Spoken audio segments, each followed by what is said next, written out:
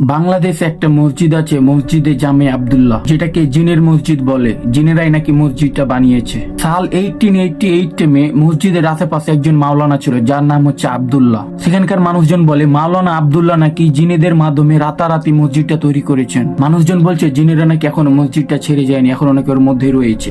বাংলাদেশে লক্ষ্মীপুর জেলায় মসজিদটা অবস্থিত এবং লোকালরা বলে গভীর রাতে কেউ যখন ভিতরে নাই থাকে তখন কোরআনের কিছু আয়াত আরবিক কিছু শোনা যায়। কিন্তু কিভাবে সম্ভব?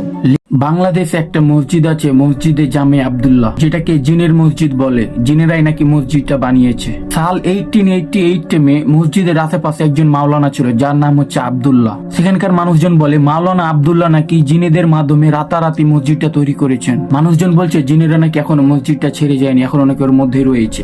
বাংলাদেশে লক্ষ্মীপুর জেলায় মসজিদটা অবস্থিত এবং লোকালরা বলে গভীর রাতে কেউ যখন ভিতরে নাই থাকে তখন কোরআনের কিছু আয়াত আরবিক কিছু শোনা যায়। কিন্তু কিভাবে সম্ভব?